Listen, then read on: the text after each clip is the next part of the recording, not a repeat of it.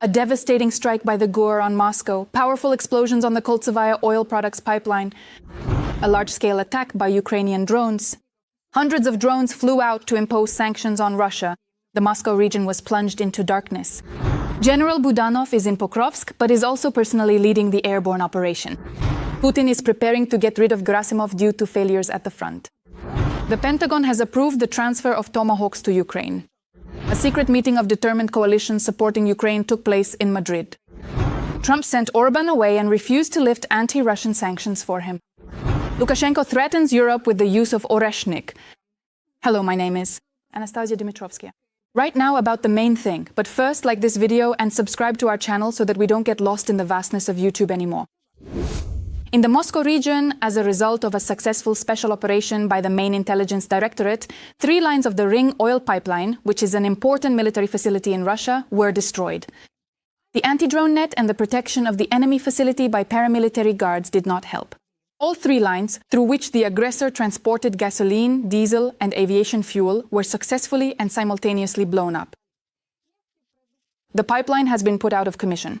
This is a serious blow to the military capabilities of the aggressor state, as well as to its economy, particularly in the Moscow region. And next, once again, Ogur and their unique yet complex airborne operation in Pokrovsk. Let me briefly remind you that the situation there had significantly worsened. The enemy had concentrated a lot of manpower there, so radical measures were needed in order not to lose the city.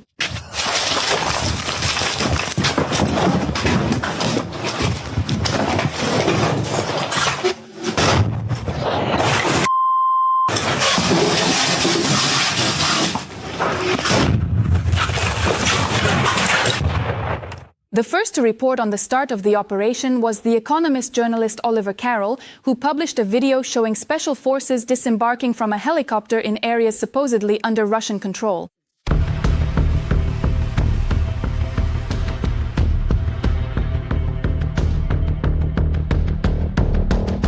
Subsequently, a number of Ukrainian media outlets confirmed the authenticity of the video, citing their own intelligence sources, and noted that GUR assault troops had indeed entered areas of Pokrovsk that Russian generals had declared captured and considered strategically important for Ukrainian logistics. According to Reuters, the operation actually began earlier this week. GUR fighters landed in this area several days ago in a Black Hawk helicopter. Meanwhile, Major Andriy Tkachuk of the Ukrainian Armed Forces published a photo showing GUR Chief Kyrylo Budanov with special forces on their way to Pokrovsk. It is noted that the general is personally leading the operation on site.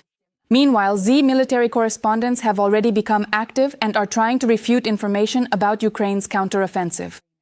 In addition, the Russians have sent invitations to Western journalists to visit Pokrovsk and Kupiansk. An email that came from Russian propagandists: "I can't help but admire the courage and heroism of Ukrainian soldiers. They are holding the front and standing up to a huge horde that vastly outnumbers them. That's why I urge you to support the armed forces of Ukraine, and if you can't do so financially, write them words of encouragement in the comments. I know they're watching us." The fate of Chief of the General Staff Gerasimov is hanging by a thread, and Putin will dismiss him if the occupiers don't capture Pokrovsk by mid-November. But they won't capture it. A successor for Gerasimov has already been chosen. The details are in our report. The last leg of Valery Gerasimov's chair has broken. The Atesh movement reports that the Kremlin is extremely dissatisfied with the general's work and, to put it mildly, his untruthful reports from the front. They cite information from officers of one of the Russian military groupings. Putin gave Gerasimov a deadline to capture Pokrovsk by mid-November. This order is the general's last chance to keep his position. Against the backdrop of this ultimatum, there has been a sharp increase in meat grinder tactics on the Pokrovsk front. The command is sending huge waves of personnel into suicidal attacks in order to fulfill the order at any cost. Unattractive, lacking charisma, Valery Gerasimov is the man to whom Putin owes his first presidential term. It was he who, while Moscow was preparing to check boxes on ballots, led the combat operations for the village of Komsomolskoye. This 15-day battle became the key and final one in the Russian Second Chechen campaign. Gerasimov delivered victory to candidate Putin, marching over the numerous corpses of Russian soldiers and local residents. The residents were allowed to leave the village, but they weren't allowed to go far. They were forced to stay for several days. on the outskirts of the village, but in reality, they served as a human shield. In 2012, it was Gerasimov who presented the country's leadership with the formula for hybrid warfare. At that time, he insisted that it was necessary to move away from classical wars toward destabilization on the ground. its essence lies in the active use of the protest potential of the fifth column. A little later, the Russians tested Gerasimov's formula first in Crimea and then in Donbass. According to Bellingcat investigators, it was Valery Gerasimov. In 2014, he was the initiator of sending regular Russian troops to Ukrainian Ilovaisk and transferring Russian military equipment to the separatists, from which, by the way, the Malaysian Boeing was shot down. Mute Gerasim, as the Grey Cardinal of the General Staff is called among themselves, has outlasted all his loud and flamboyant critics.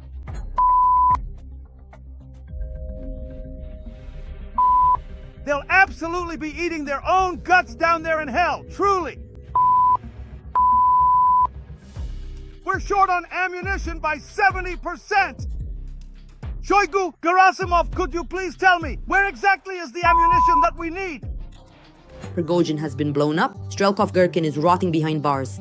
After the scandal, it was thanks to Valery Gerasimov's efforts that General Popov, the darling of Russian Z-patriots, was sent there.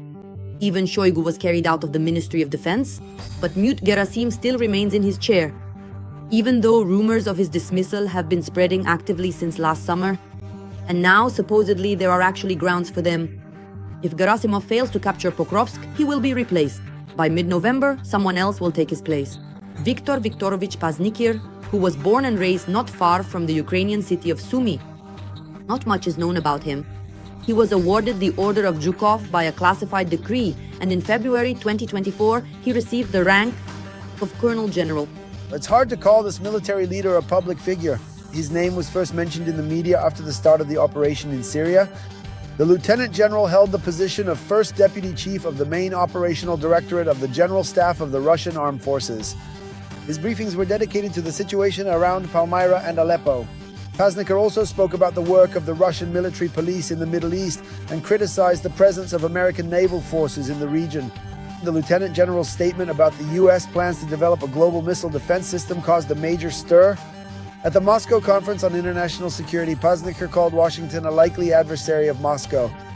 To overcome missile defense systems, Viktor Viktorovich proposed using the Sarmat and Avangard complexes. It is still unknown whether Gerasimov will be able to outsmart his adversaries again and hold his position. Since the summer, the occupiers have been amassing troops in the Pokrovsk direction and probing for weak spots in the Ukrainian defense. On their side are Russia's vast resources, which they spare no expense to achieve their goals, and a huge number of gentlemen of fortune who have been enticed by contracts and the new status of hero. And in 2025, Pokrovsk could become an important and decisive battle, just like the Chechen village of Komsomolskoye once was. In Spain, a closed meeting will be held with representatives from 35 countries that are part of the coalition of the Resolute regarding further assistance to Kyiv. This was reported by the Spanish publication El Mundo. Journalists write that the meeting will take place next Tuesday, November 4th.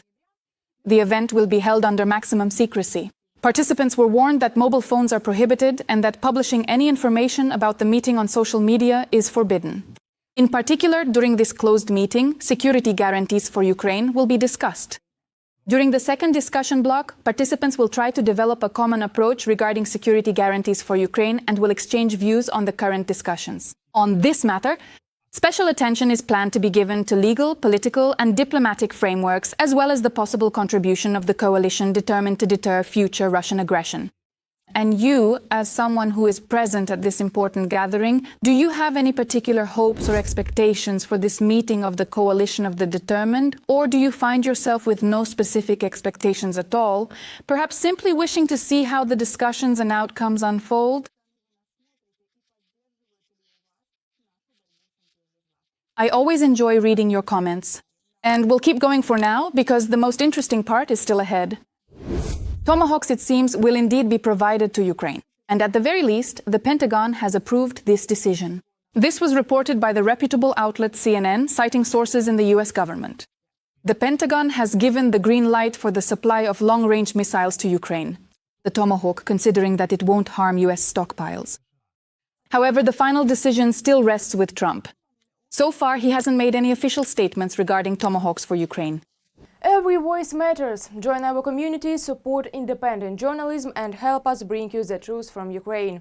Become a member of Ukraine today. Join us now.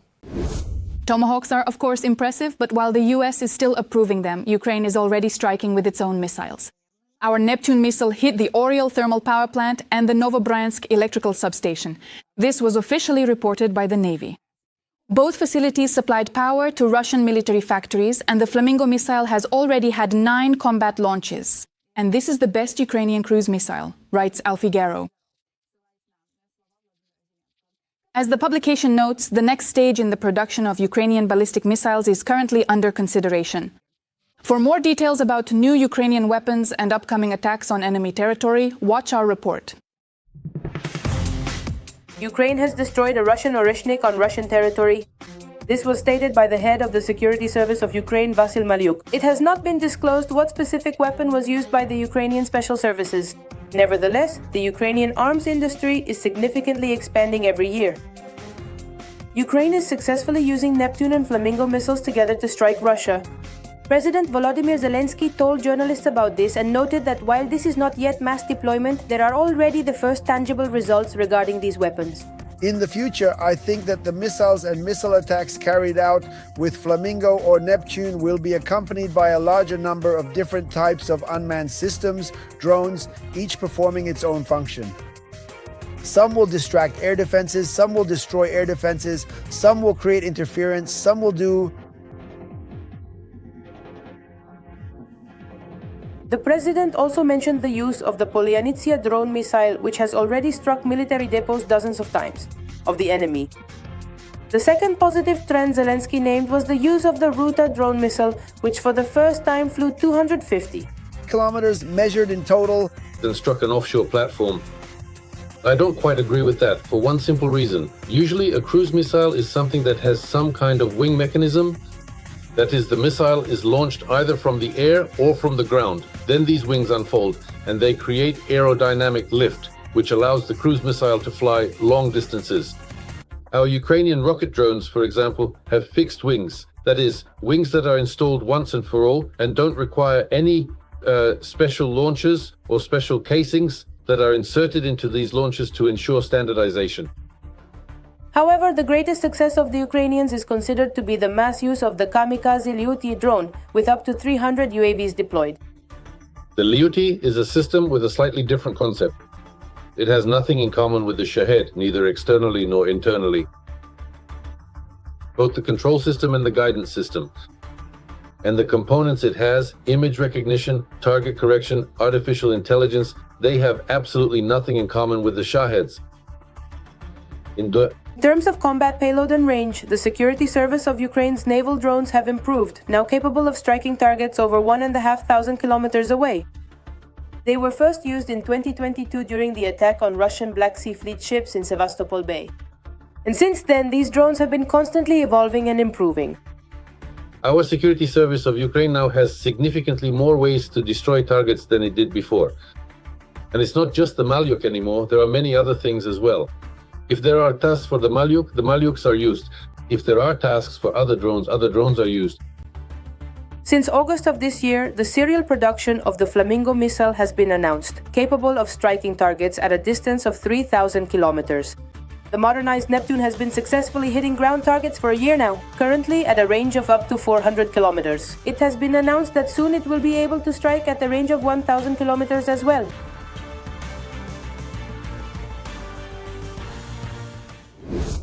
And for the first time, Ukraine has extradited a Russian war criminal to a third country. Police investigators have, for the first time, extradited a Russian citizen for war crimes to Lithuania. This concerns the transfer of a serviceman from the Russian Federation to the Republic of Lithuania. He was involved in the torture of civilians in Melitopol. In April 2022, Russian soldiers illegally detained a Ukrainian citizen and a Lithuanian citizen who was in the city engaged in volunteer work, helping the civilian population and having no connection to military actions. The detainees were held in facilities on the territory of the airfield. There, they were subjected to torture, beaten, threatened with weapons, kept in inhumane conditions, and psychologically pressured. Ukrainian journalist Andriy Tsaplenko shared on his Telegram channel that he managed to find out exactly whom Ukraine handed over to its Lithuanian partners. It concerns Morgan Gadzim Dgamedov. These are servicemen from military unit 87-852-177 of the separate Marine Regiment of the Caspian Flotilla, 58th Army of the Southern Military District of the Russian Federation. Under the command of senior officers, he took direct part in detaining civilians, holding them captive, and torturing them. The individual in question was captured by Ukrainian Armed Forces servicemen and held in one of the state institutions. On this occasion, I would like to remind everyone that all Russian criminals will be punished for the evil they have committed in Ukraine. Lithuania is halting the transport of Russian oil to Kaliningrad in order to comply with sanctions against Rosneft and Lukoil. And one more piece of good news from Lithuania. Starting November 21st, they will also cut off the supply of oil products there, Lukoil to Kaliningrad. The company Lithuanian Railways has stated that it will fully comply with the sanctions regime imposed by the US and the UK. At the same time, Lithuania and Russia are discussing the extension of the contract for gas transit to the Kaliningrad region. According to the publication, the parties may agree on a shorter term for the new contract and a higher price for the services. The European Commission has already been notified about the process.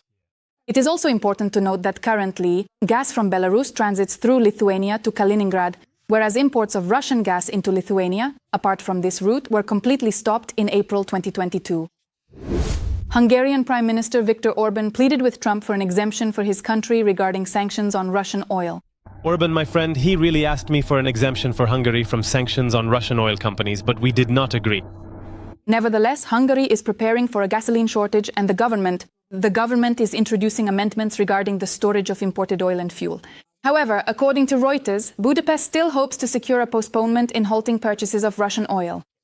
It is likely that the Hungarian Prime Minister will raise this issue during his upcoming meeting with Trump, which is expected to take place soon. Orbán has also made a new scandalous statement about Ukraine. He stated that anyone who supports Kyiv is supporting the war.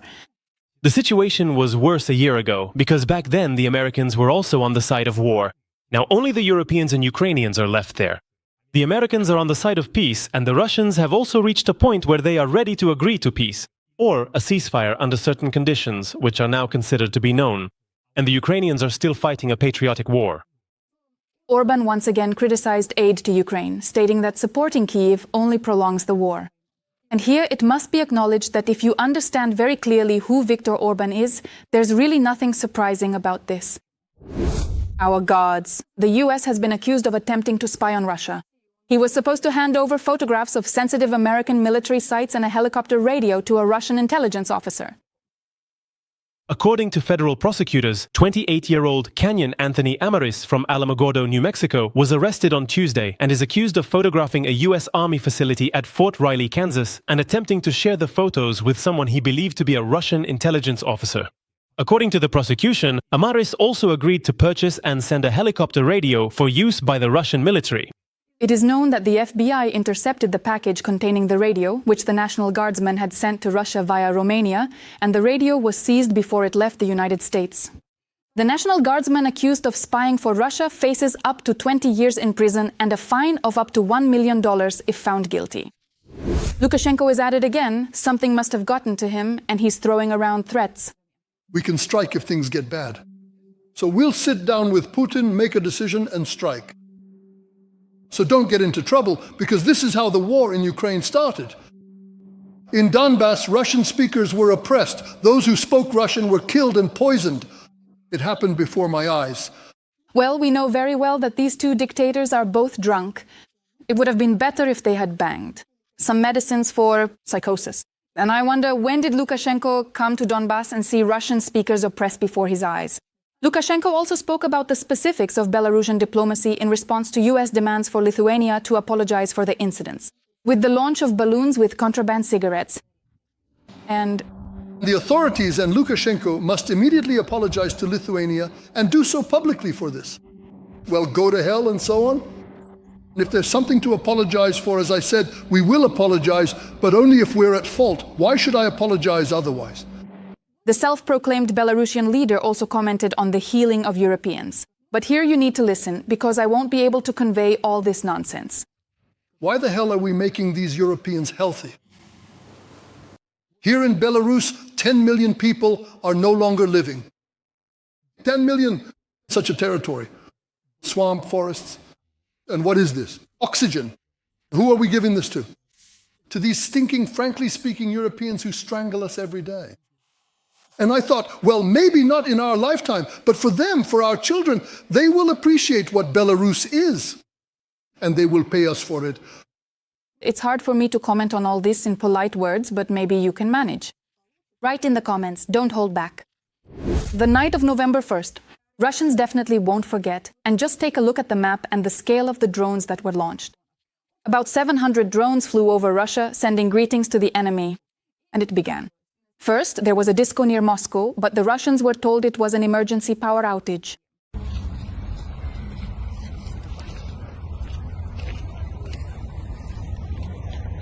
Later, Ukraine officially confirmed a blackout in the Moscow region.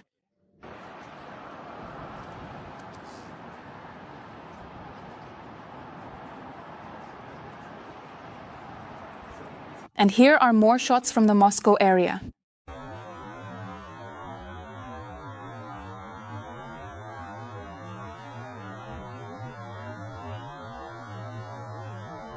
But the good drones and Datulas made it through. It was literally right over my head. The whole house was shaking.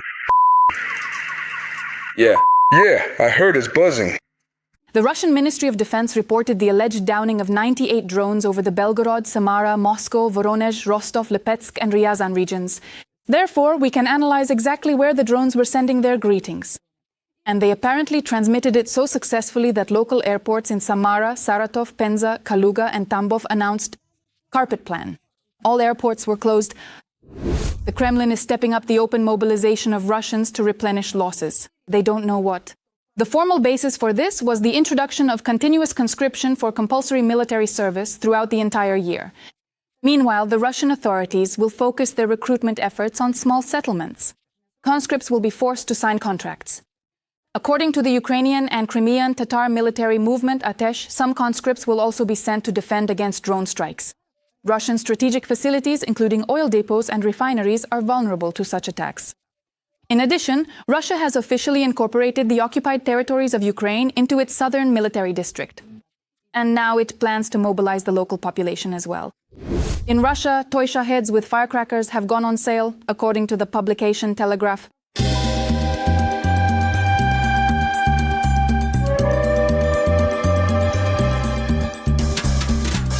The advertisement for the toy called Shahed clearly states that it is intended for children who are aged 3 years old and above, making it suitable for a wide range of young kids. In the promotional description, Shahed is described as the perfect gift for young patriots, highlighting its appeal to children who have an interest in patriotic themes or who are developing a sense of national pride. This makes the toy an ideal present for parents, relatives, or friends who are looking for a thoughtful and meaningful gift for children in this age group.